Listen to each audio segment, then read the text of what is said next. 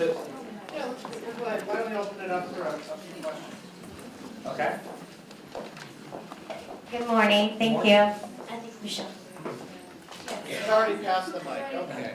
Just keep passing. This question's about AdWords specifically, and we have she has three stores, Gold Buying Business in Orlando, all within, you'd say, 10 to 15 miles from each other.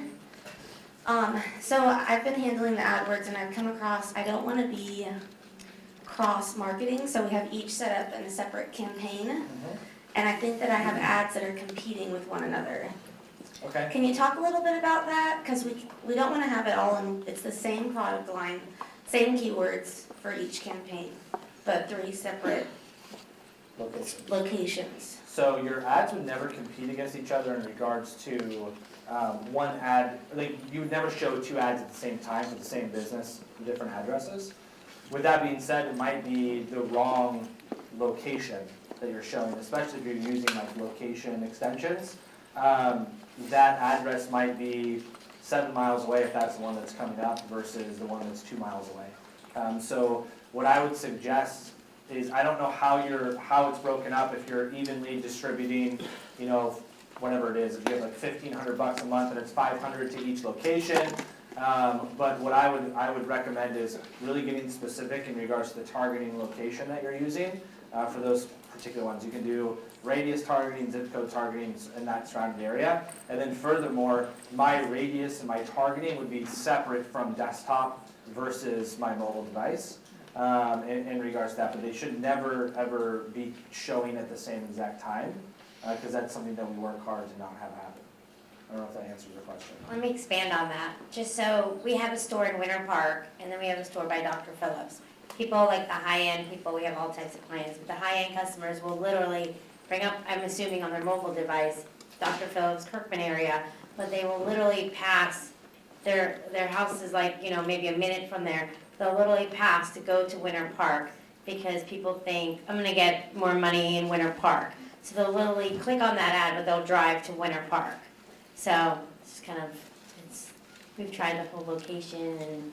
Yeah, and that's just based on your user. Are you trying to drive more business to Our the Kirkman one store, Dr. Phillips store. We're trying to drive more business for that 10-mile instead of the Winter radius. Park? Yes, Okay. people still go. Let's talk after. I have Okay. some ideas that I would definitely share with you. No, don't be sorry. That's why we brought him here for you. Yes. I could go on and on. I know. Yeah. No, we'll keep Ben afterwards. What's interesting though is that John mentioned, like, we only talked about 2 or 3 different things, like in regards to market your business, and we were kind of chatting, like, what can we do that would be, kind of show you what the ecosystem looks like? Do we have? Yeah, I think we've got 5 minutes here to take a look at. 5 minutes, all I guess? Well, usually you do 15, but. Yeah, so let me just jump over here real quick and kind of show you what I would consider to be the ecosystem. John, feel free to jump in or anything along those lines. So let's think about this. I'm going to try to go fast here if I can. Like, we talk about things to think about. This is your business here in the center. Hopefully you're happy. I'm going to give you a smiley face because you're sitting here. You heard me and John talk for a long time. But who's been in business for like the last 20 years? Raise your hand. Okay. Marketing 20, 25 years ago was pretty simplistic. You had 3 options. You could do phone book, you could do some sort of broadcast like TV or radio, or you could do some sort of print like newspaper, billboard, etc. Still 3 very key components, and they actually work very well to a digital strategy. But in regards to, like, did anyone ever put an ad in the phone book like 20 years ago? Yeah? Raise your hand high. If you put an ad in 20, like, this was the complexity of marketing 20 years ago. A guy or gal shows up at your office one time a year. This is what you did last year. You want to keep it the same? You said, yeah, let's keep it the same. They said, wait a second. I got to tell you something, John. We can do color ads in the phone book now. And you were like, what? Where do I sign? You're like, yes, sign me up. And the book printed 3 months later, your phone rang. That was the complexity of marketing. And TV, it's a little bit more complex, but it's not rocket science. And when we look at what's interesting is, like, we never ask specific questions on how these things work. Like, how is the phone book printed? How do the signals go from broadcast? We don't ask those questions because we don't care. But when it comes to digital, we feel like we want to understand how the internet actually works, right? It's too complex for that. You guys might remember when Al Gore invented the internet. He made it really complex, and we all went out and started saying www. All we did is we put a URL, put some content on our site, and we were done. That was pretty much it, right? What was the problem with my website? In the mid-90s, some people would even say as we got in the early 2000s. Exactly. How would you ever find it? And I went to you and said, Roger, do you get access to the internet? He said, maybe, I don't know. Well, if you don't have a blue cord next to your phone cord, you don't, right? We go ahead and unplug that, plug that in. Here's my business card, type in http:// Ben's Plumbing, and that was it. That's how you found it, right? It's a pretty poor experience. Then these two guys and a gal living in the garage said, what if we were to take all these and index them? They were successful when they created Backrub. You guys familiar with Backrub? Anyone familiar with Backrub? John, you are? Yeah. What is it? It was the first name for Google. Exactly. Now is my employer a little name change at Google. Remember all this stuff you put on your website that did not matter? Now all of it matters. Things that are silly, like your URL. How long is your URL registered for? If you're one of those individuals that registers your URL every year, that's bad in the eyes of Google. We want to see someone who's registering their URL for 5 years, 7 years at a time, so that we know if we're ranking that content, it's going to be there 12 months from now. And back in the day, I mean, it was recommended if you have multiple locations, create a different website for each and every one of those locations. Now that is completely different. Absolutely, yes. You do not want to do that anymore, right? You don't want to have microsites of your business and things of that nature. Content, is it fresh? What about your metadata? Your title tags, right? Your alt tags, if you have pictures and videos, your linking structure. These are all fundamentals of search engine optimization, and you're trying to increase your overall page rank, right? Hey Ben, Yes. this is a lot. And it's, what if I don't have the time? Well, yeah, I mean, we're in one aspect of the ecosystem. One thing. So it comes down to four things. If we were to break this all up, right, I would say, and you can go here as well, you have AdWords or PPC, SEM, right? How do you build that? You have Web 2.0, which is an aspect of social media. Not just about likes, by the way.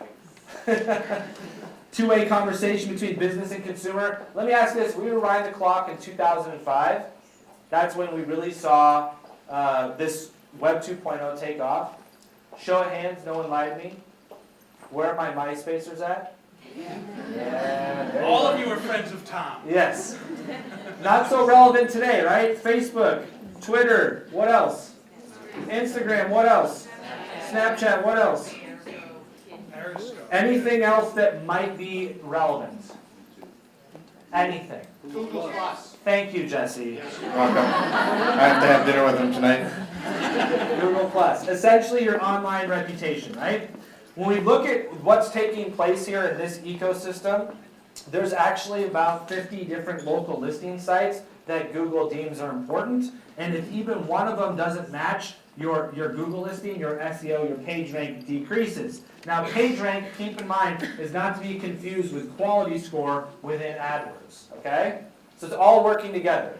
We talked a lot about today about intent, location. All of these things are crucial within AdWords, but also when you look at social media, the purpose of social media is to create engaging content to move someone to an action.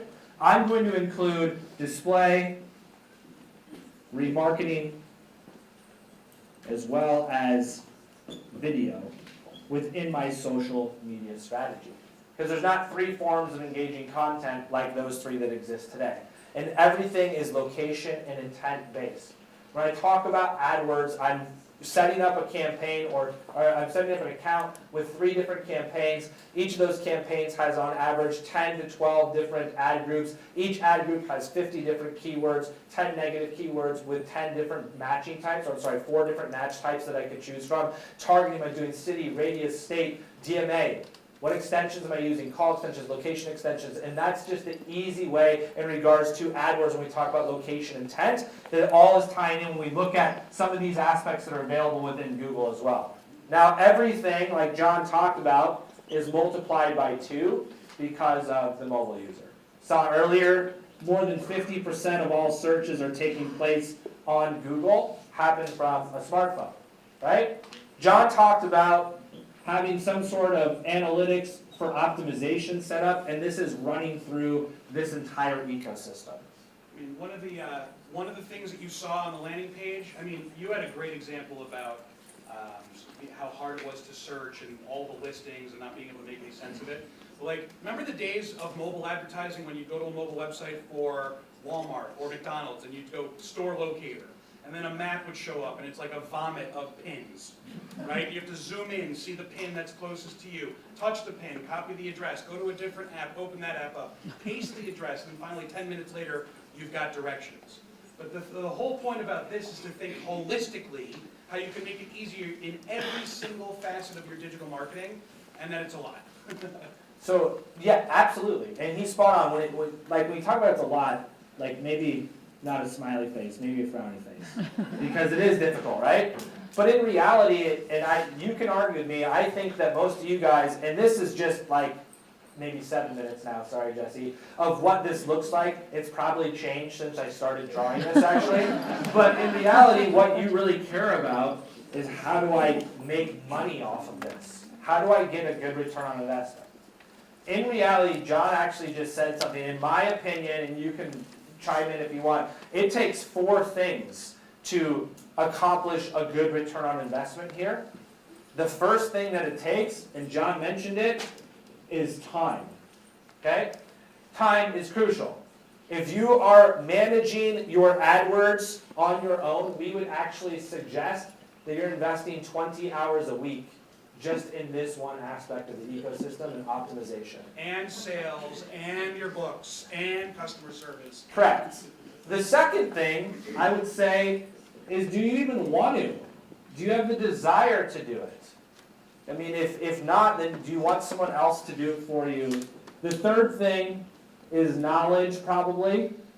And just you understand not only how every aspect of the ecosystem works, but how they actually help each other and work together today. And then lastly, and maybe most importantly, resources. And resources, I'm talking about money, right? The days of I got a guy that takes care of this, that's probably over. Or like my brother's son's girlfriend's older brother's college roommate takes care of this. Or my lone office manager, IT person takes care of this. That's kind of unfair, right? We would actually suggest, from our perspective, to take this on internally, that at a minimum, you hire 5 internal experts to do this. A web design who's different from your SEO expert, who's different than your search engine marketing expert, different than social, who understands how display and remarketing fit into this aspect with location intent, as well as mobile. So 5 different experts. According to Glassdoor, I last checked, a true expert in this space is actually $70,000 a year base salary. So what we should consider doing is investing $350,000 on internal resources for marketing before 1 cent actually even goes into media. Like if you are that lone office manager or lone IT person or lone marketing person, and you're sitting next to your boss, just turn to them and say like, I'd like a raise. I should be making $350,000 a year. I'll settle for half that, right? And furthermore, from a business owner perspective, if we do have that IT person, office manager, whomever, who's doing this, shame on us because that's really unfair. They have a full-time job already, and we're putting 5 or 6 more on top of their plate. I had an accountant, a CPA, his name was Ed, and the cost of a CPA whose office is in San Francisco is absolutely absurd because every single year I would only get a minimal amount of money back or pay a minimal amount of money, but the cost of having him, Ed, my CPA, was too extreme. So this year was the first year that I decided to do TurboTax. Has anyone done TurboTax? Okay. So it was like April 13th or something like that, and I was like, maybe I should get started on this, right? So for those of you who've done it, you get to a point and it says hit submit to find out what your return's going to be. So I hit submit, I'm all excited, call my wife over. It calculates, and it's like, you owe $32,342 or somewhere in there. It's like, what? So my wife's like, you know what you have to do, right? I'm like, dang it. Pull out my phone, dial it. Hey Ed, how you doing, buddy? It's Ben Tyson, right? Please take me back, put me on extension. He actually did my taxes, got my return. I owed less than $1,000 in taxes. But if you think about why I screwed up, it's frankly because I don't have time. I really don't have the desire, certainly not the knowledge or the resources to do something along those lines. Does it make sense? Yeah? We're pretty good speakers, and I would say pretty good arguers too. And if we watched My Cousin Vinny or To Kill a Mockingbird a couple more times, I think I could represent myself in the court of law. No? Any lawyers? You just may not win. Dan, come on up. Let's thank you, Ben. Yeah, absolutely. And I'm Jesse McCain, who's our Senior Director of Digital Solutions. Big round of applause for our presenters today. I think the big takeaway here is that from a time, desire, knowledge of working with experts, from a Cox Media Group perspective, from the team in Atlanta to the local team that we have here in Orlando, we are investing those resources, that expertise, and really looking at integrated media solutions to really bring this home.